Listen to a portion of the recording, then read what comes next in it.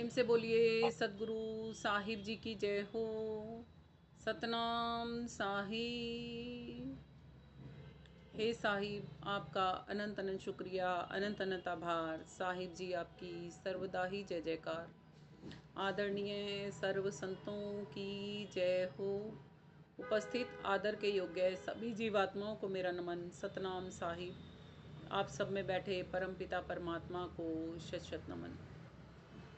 आगे कहते हैं साहिब कि वो शब्द नाद सुनते सुनते अपने प्राणों का बलिदान भी दे देता है, दान कर देता है अपने प्राण, मगर जरा सा भी मन में डर नहीं होता उसके कि मैं मर जाऊंगा।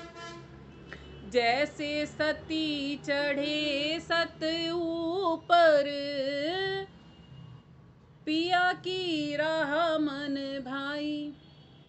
कि एक सती नारी जब सत करने जाती है ना, तो उसको अपने पति के सिवाय और कुछ नहीं दिखता। ना बच्चे दिखते, ना घर दिखता, ना परिवार दिखता, कुछ भी नहीं दिखता। उसको क्या दिखता है? केवल अपने वो पति का तन जो वो छोड़ गया। उसकी भी लगन उसको इतनी होती है कि उसके ही शव के साथ चली जाती है पावक में, आग अग्नि में। क्या करते हैं?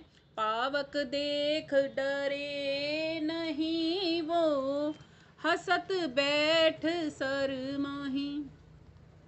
हंसते हंसते वो चिता पे चढ़ जाती है। अग्नि से डरती नहीं है कि मेरे शरीर को जलती को मैं आग में जल जाऊंगी। कोई वो नहीं होता उसके अंदर में मलाल की भी मैं जल जाऊंगी, मर जाऊंगी, क्या होगा मेरा। उसको बस अपने पति के ऊपर इतनी लगन होती है। तो एक गुरु के साथ भी इतनी ही लगन होगी ना जब आत्मा को, तब उसका भक्ति धन ऐसे इकट्ठा होता है, मस्त मजा आ जाता है। आगे कहते हैं, दो दल आन जुड़े जब सनमुख, सूरा लेत लड़ाई। जब कहीं पर लड़ाई हो रही होती है तो दो साइड की फौज होती है ना लड़ने वाली। कहते हैं जब वो सामने आमने होती है ना, दोनों साइडों की फौज, तो जो सूरवीर योद्धा होते हैं ना, वो पीठ दिखाकर नहीं भागते। वो क्या करते हैं? लड़ाई लेते हैं, युद्ध में भाग लेते हैं। और टूक टूक होए गिरे धरनी पर, खेत छोड़ नहीं जाई।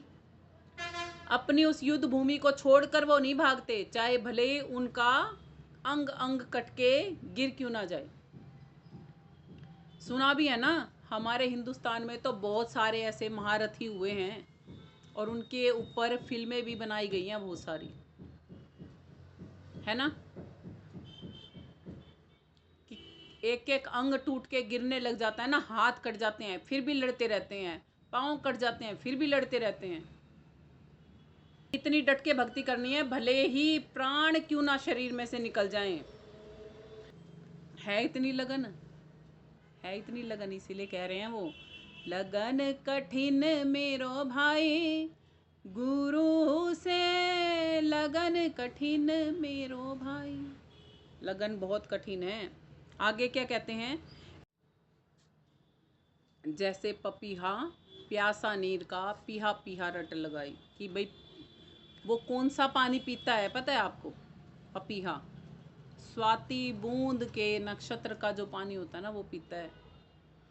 और वो नक्षत्र नहीं हो और उसमें बूंद नहीं हो तो वो प्यासा प्राण भी तज देता है और कोई नीर नहीं पीता।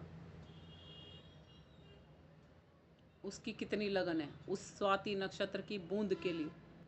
प्यासे प्राण तड़फे दिन राती, आन नीर नहीं भाई। और कोई नीर उसे भाता ही नहीं है, उसके प्राण क्यों ना निकल जाएं। कि और कोई पानी नहीं, और कोई चीज नहीं, कुछ नहीं चाहिए, केवल वही चाहिए।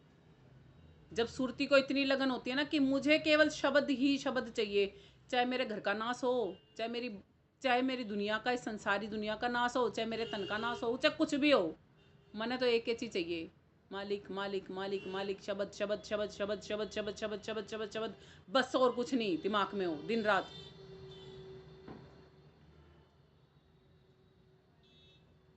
संसार में अगर ये देखने है ना, लैला मजनू का किस्सा सुना है? हीर रांझा का किस्सा सुना है? सुना होंगे सबने, सुने हैं ना। श्री फरियाद का किस्सा सुना है? कितनी लगन थी, कितना चाव था। कोई सपने में भी उन्हें अगर हिला के कहते ना लैला मिलने आई है, अच्छा लैला आई है, फट उठ के बैठ जाना, है ना। चस्का था ना, चस्का, इतना ही चस्का चाहिए, ये चस्का ही लगन है।